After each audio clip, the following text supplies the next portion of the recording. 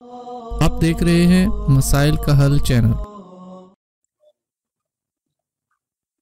نحمده ونصلي على رسوله الكريم اما بعد اعوذ بالله السميع العليم من الشيطان الرجيم بسم الله الرحمن الرحيم قد افلح المؤمنون الذين هم في صلاتهم خاشعون صدق الله العظيم۔ نماز کے حوالے سے کچھ اہم باتیں۔ سب سے اہم بات یہ ہے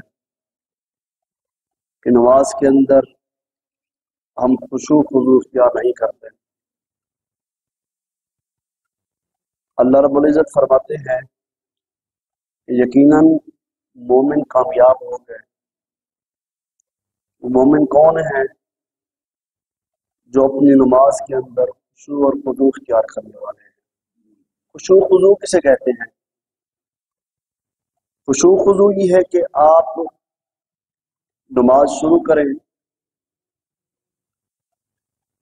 ایسے نماز پڑھیں کہ گویا کہ آپ اپنے رب کو دیکھ رہے ہیں۔ اگر یہ بات ذہن میں نہیں آتی یا ایسا آپ کو محسوس نہیں ہوتا، نبی علیہ الصلوۃ والسلام فرماتے ہیں کم سے کم پھر اتنا تو ذہن میں ہو کہ ہمیں اللہ دیکھ رہا ہے۔ اگر ایک عام بندہ، ایک عام شخص، ایک دوست یا ایک استاد کہیں آپ کو دیکھ رہا ہو نماز پڑھتے ہوئے، تو آپ بڑی خوبصورتی کے ساتھ میں کہیں اس نماز کے اگر ہمیں نمبر ملنے ہوں تو ہم بڑی ایستگی سے نماز پڑھیں گے کہ نمبر میرے کم نہ ہو جائے۔ تو اللہ رب العزت کم سے کم نبی علیہ الصلوۃ والسلام فرماتے ہیں اتنا تو ذہن میں ہونا چاہیے کہ اللہ مجھے دیکھ رہا ہے۔ تو یہ عبادت نماز والی، اس کے اندر جتنا خشوع خضوع، جتنا تقوی، جتنا اللہ کا خوف اور ڈر زیادہ ہوگا اتنی ہی لذت آئے گی۔ اکثر اوقات دیکھا جاتا ہے بچے، جوان، بزرگ بھی بس اوقات نماز کے اندر اپنے ہاتھوں کو سکون نہیں دیتے، کبھی خارش کر رہے ہیں، کبھی کان میں، کبھی کیا۔ یقیناً اگر انسان کو اس کے لیے کوئی چیز تکلیف ہوتی ہے، اگر خارش کرنی بھی ہے تو بندہ تھوڑا سے ہاتھ کو استعمال کر کے پھر اپنی نماز کے اندر خشوع و خضوع میں آ جائے۔ تو اس انداز میں نماز پڑھنا، دوسرے کو بھی، ساتھ والے کو بھی تنگ کرنا، یا بال بن رہے ہیں ہمارے، یا ہمارے کپڑے سیٹ ہو رہے ہیں، یا ہماری داڑھی سیٹ ہو رہی ہے، تو یہ چیز خشوع خضوع میں نہیں آتی۔ یقیناً خشوع خضوع اور نماز کو سکون سے پڑھنا یہ بھی خشوع خضوع میں شمار ہے۔ ایستگی سے رکوع مکمل کرے انسان، سجدہ مکمل کرے، قیام مکمل کرے، رکوع کے بعد سیدھا کھڑا ہو جائے۔ اگر یہ چیزیں نہیں ہوں گی تو نبی علیہ الصلوۃ والسلام نے ایک شخص کو دیکھا نماز پڑھ رہا، تو جب اس نے نماز مکمل پڑھ لی تو آپ کا قریب فرماتے ہیں کہ آپ نے نماز نہیں پڑھی۔ یہ حدیث بڑی مشہور حدیث ہے، صحیح بخاری کی روایت ہے۔ آپ فرماتے ہیں ارجع فصلی فإنک لم تصل، تو نے نماز پڑھی، حالانکہ پیغمبر کائنات کی آنکھوں کے سامنے اس بندے نے نماز پڑھی ہے۔ تو آپ فرماتے ہیں آپ نے نماز نہیں پڑھی۔ مطلب یہ ہے پڑھی نہ پڑھی اور بات ہے، آپ فرماتے ہیں کہ سنت کے مطابق خشوع خضوع کے ساتھ نہیں پڑھی، سکون کے ساتھ نہیں پڑھی، پڑھی تو ہے اس نے پھر پڑھی۔ آقا پھر فرماتے ہیں تیسری مرتبہ اس نے پھر پڑھی، آقا فرماتے ہیں آپ نے نماز نہیں پڑھی۔ چوتھی مرتبہ وہ آقا کے پاس آ کے بیٹھنے لگنے کی بتائیں تو صحیح غلطی کیا ہے میری۔ آقا علیہ الصلوۃ والسلام فرماتے ہیں صلو کما رأیتمونی اصلی، نماز ایسے پڑھو جیسے مجھے پڑھتا ہوا دیکھا ہے۔ کیسے پڑھنی ہے؟ قیام کرنا ہے سکون کے ساتھ، رکوع کرنا ہے سکون کے ساتھ، رکوع سے کھڑا ہونا ہے سکون کے ساتھ، سجدہ کرنا ہے سکون کے ساتھ۔ ہماری سپیڈ ہوتی ہے نماز کو جلدی مکمل کر کے ہم آگے نکل جائیں۔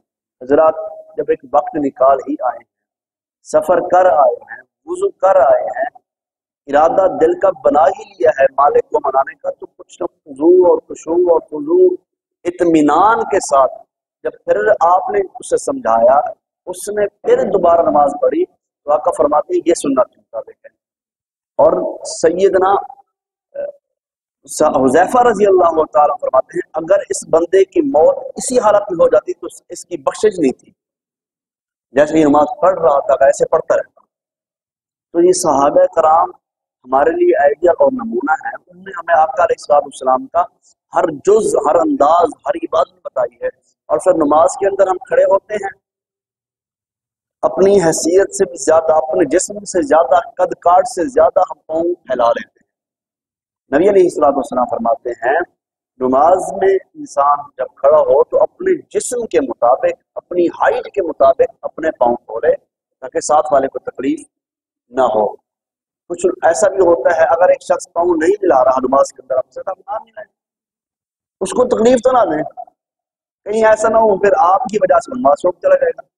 اور ایسے واقعات کئی آئے ہیں، بے شمار واقعات۔ اس لیے آپ کوشش کریں، اگر ایک ساتھی آپ کے ساتھ پاؤں ملانے کی کوشش نہیں کر رہا تو چھوڑ دیں اس کو۔ یہ کہ نماز کے اندر ضد کرنی ہے، نماز کے اندر لڑائی کرنی ہے، اس کے پاؤں کے اوپر پاؤں رکھنا ہے، اس کو کندھے مارنا ہے، یہ نماز نہیں ہے، یہ لڑائی کرنے ہم تھوڑی آتے ہیں، یہاں سیکھنے کے لیے آتے ہیں، سبق سیکھنے کے لیے، نماز قبول کروانے کے لیے کوشش انسان کرتا ہے۔ تو یہ چھوٹی چھوٹی چیزیں ہم سمجھتے کچھ نہیں ہیں، تو یہ بڑی جب بڑی بن جاتی ہیں تو پھر اس لیے انسان کو بندہ کہتا ہے میں نے ساری زندگی نماز، میں غلط ہوں، پھر بندہ اپنے اوپر کہتا ہے میں غلط ہوں۔ غلط کوئی نہیں ہے، بس اوقات انسان کو سننے اور سمجھنے میں غلطی ہو جاتی ہے، پڑھنے پڑھانے میں بھی غلطی ہو جاتی ہے، تو اصلاح بھی مقصود ہے۔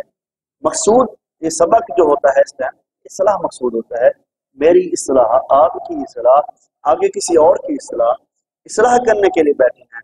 تو غلطی ہو جانے کے بعد بندے کو ڈٹ نہیں جانا چاہیے، ضد نہیں اختیار کرنی چاہیے، چاہے وہ چھوٹا ہے یا بڑا ہے، غلطی ہر ایک سے ہو سکتی ہے، یہ تو سبق سیکھنا چاہیے۔ اللہ رب العزت سے دعا ہے رب العالمین جو سنا سنایا سب سے پہلے مجھے پھر آپ احباب کو عمل کی توفیق عطا فرمائے۔ وآخر دعوانا